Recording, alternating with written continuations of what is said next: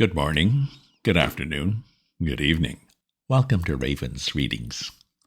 I will be reading to you from The Murder of Roger Ackroyd, written by Agatha Christie in 1926. It's told from the point of view of a Doctor Sheppard. Listen along and see what you can figure out so far, and let us know in the comments. I do readings twice a week. If you subscribe to my Substack newsletter, it's free. You'll be notified of my updates as soon as they're ready. If you enjoyed this reading or have other classics you'd like to hear, leave me a comment. In the last episode, a murder was confirmed and the police interviewed some people and started a timeline. Several theories were proposed too. In the next episode, these will be looked at more closely. Chapter 6. The Tunisian Dagger. I met the inspector just coming from the door which led into the kitchen quarters. "How's the young lady, Doctor?" "Coming around nicely. Her mother's with her." "Well, that's good. I've been questioning the servants. They all declare that no one has been to the back door tonight. Your description of that stranger was rather vague. Can't you give us something more definite to go upon?" "I'm afraid not," I said regretfully. "It was a dark night, you see, and the fellow had his coat collar well pulled up and his hat squashed down over his eyes." Said the inspector. "Looked as though he wanted to conceal his face. Sure it was no one you know?" I replied in the negative, but not as decidedly as I might have done. I remembered my impression that the stranger's voice was not unfamiliar to me. I explained this rather haltingly to the inspector. "It was a rough, uneducated voice, you say?" I agreed, but it occurred to me that the roughness had been of an almost exaggerated quality. If, as the inspector thought, the man had wished to hide his face, he might equally well have tried to disguise his voice. "Do you mind coming into the study with me again, Doctor? There are one or two things I want to ask you." I acquiesced. Inspector Davis unlocked the door of the lobby, and we passed through, and he locked the door again behind him. "We don't want to be disturbed," he said grimly, "and we don't want any eavesdropping either. What's all this about blackmail?" "Blackmail?" I exclaimed, very much startled. Is it an effort of Parker's imagination, or is there something in it?" "Parker heard anything about blackmail," I said slowly, "and he must have been listening outside this door with his ear glued against the keyhole." Davis nodded. "Nothing more likely. You see, I've been instituting a few inquiries as to what Parker had been doing with himself this evening. To tell the truth, I didn't like his manner. The man knows something. When I began to question him, he got the wind up and plumped out some garbled story of blackmail." I took an instant decision. "I'm rather glad you brought this matter up," I said. "I've been trying to decide whether to make a clean breast of things or not, and I'd already practically decided to tell you everything, but I was going to wait for a more favorable opportunity. You might as well have it now." And then and there I narrated the whole events of the evening as I have set them down here. The inspector listened keenly, occasionally interjecting a question. "Most extraordinary story I ever heard," he said when I'd finished. "And you say that letter has completely disappeared?" "Well, looks bad. Looks very bad indeed. It gives us what we've been looking for, a motive for the murder." I nodded. I realized that. "You say that Mr. Ackroyd hinted at a suspicion he had that some member of his household was involved? Household's rather an elastic term." "You don't think Parker himself might be the man we're after?" I suggested. "It looks very like it," he said. "He was obviously listening at the door when you came out. Then Miss Ackroyd came across him later, bent on entering the study. Say he tried again when she was safely out of the way. He stabbed Ackroyd, locked the door on the inside, opened the window, got out that way, and went round to a side door which he'd previously had open. How's that?" "Well, there's only one thing against it," I said slowly. "If Ackroyd went on reading that letter as soon as I'd left, as he intended to do, I don't see him continuing to sit on there and turn things over in his mind for another hour. He'd have had Parker in at once, accused him then and there, and there'd been a fine old uproar. Remember, Ackroyd was a man of choleric temper. Well, I might not have had time to go on with the letter just then, suggested the inspector. We know someone was with him at 9:30. If that visitor turned up as soon as you left, and after he went, Miss Ackroyd came to say good night, well, he wouldn't be able to go on with the letter till close upon 10 o'clock. And the telephone call? Parker sent that all right. Perhaps before he thought of the locked door and open window. Then he changed his mind or got in a panic and decided to deny all knowledge of it. That was it. Depend upon it. Yes, I said rather doubtfully. Anyway, we can find out the truth about the telephone call from the exchange. If it was put through from here, I don't see how anyone else but Parker could have sent it. Depend upon it. He's our man, but keep it dark. We don't want to alarm him just yet until we've got all the evidence. I'll see to it that he doesn't give us the slip. To all appearances, we'll be concentrating on your mysterious stranger. He rose from where he'd been sitting astride the chair belonging to the desk and crossed over to the still form in the armchair. The weapon ought to give us a clue, he remarked, looking up. It's something quite unique, a curio, I should think, by the look of it. He bent down, surveying the handle attentively, and I heard him give a grunt of satisfaction. Then, very gingerly, he pressed his hands down below the hilt and drew the blade out from the wound. Still carrying it so as to not touch the handle, he placed it in a wide china mug which adorned the mantelpiece. Yes, he said, nodding at it. Quite a work of art. There can't be many of them about. It was indeed a beautiful object. A narrow, tapering blade and a hilt of elaborately intertwined metals of curious and careful workmanship. He touched the blade gingerly with his finger, testing its sharpness, and made an appreciative grimace. Lord, what an edge, he exclaimed. A child could drive that into a man as easy as cutting butter. A dangerous sort of toy to have about. May I examine the body properly now? I asked. He nodded. Go ahead. I made a thorough examination. Well, said the inspector when I'd finished. I'll spare you the technical language, I said. We'll keep that for the inquest. The blow was delivered by a right-handed man standing behind him, and death must have been instantaneous. By the expression on the dead man's face, I should say that the blow was quite unexpected. He probably died without knowing who his assailant was.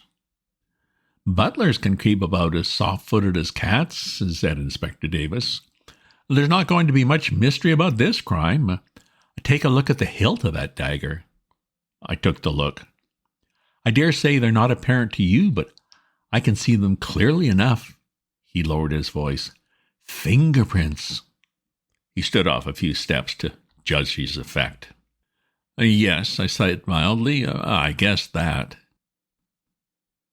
I do not see why I should be supposed to be totally devoid of intelligence. After all, I read detective stories in the newspapers, and I'm a man of quite average ability. If there had been toe marks on the dagger handle now, then that would have been quite a different thing. I would then have registered any amount of surprise and awe. I think the inspector was annoyed with me for declining to get thrilled. He picked up the china mug and invited me to accompany him to the billiard room. I want to see if Mr. Raymond can tell us anything about this dagger, he explained.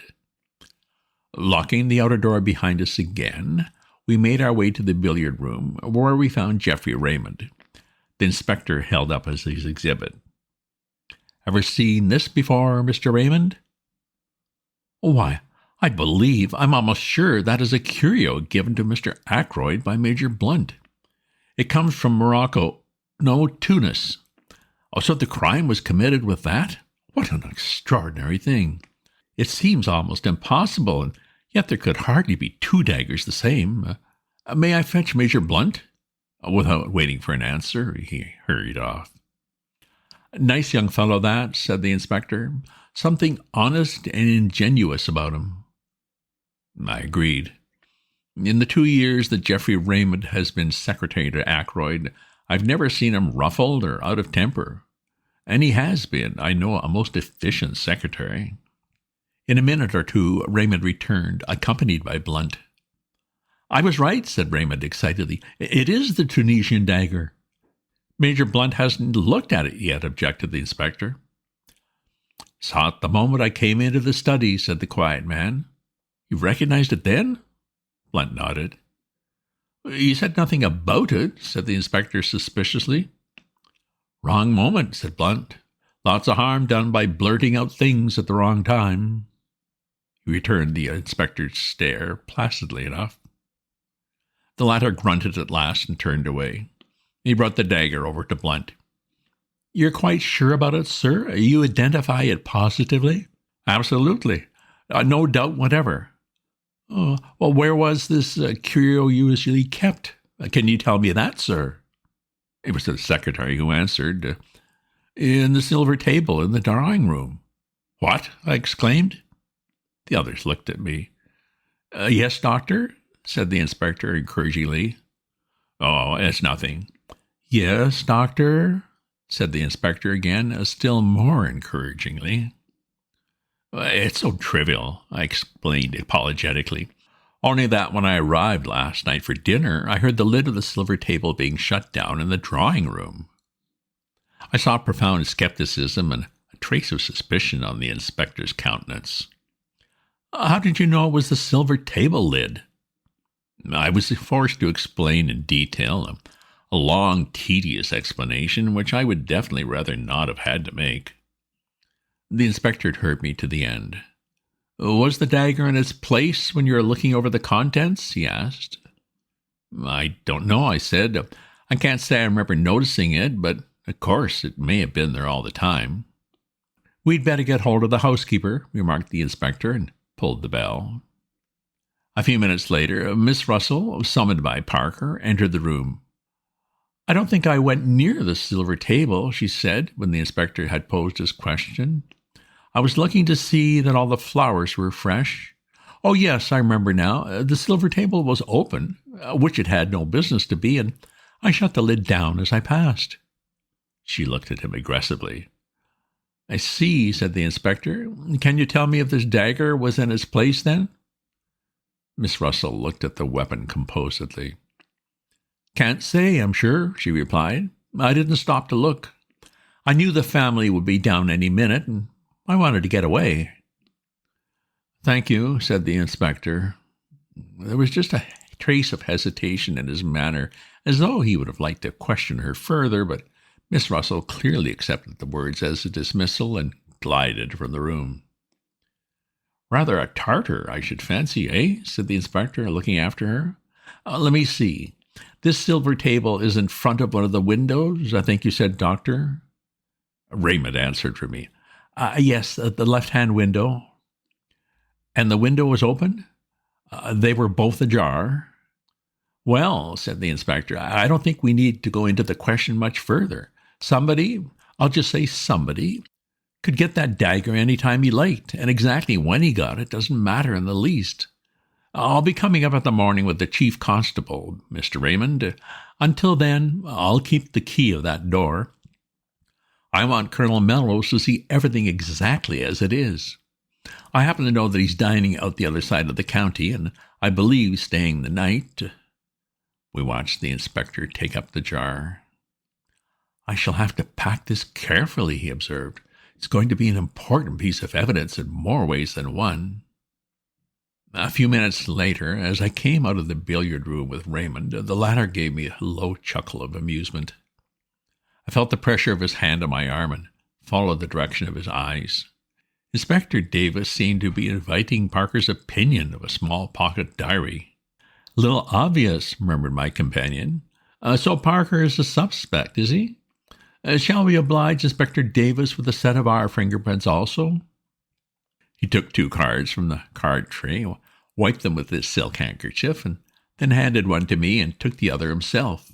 Then, with a grin, he handed them to the police inspector. "Souvenirs, Inspector," he said. Number 1, Doctor Sheppard. Number 2, my humble self. One from Major Blunt will be forthcoming in the morning. Youth is very buoyant.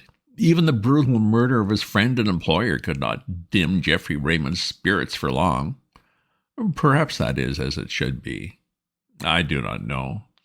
I have lost the quality of resilience long since myself. It was very late when I got back, and I hoped that Caroline would have gone to bed. I might have known better.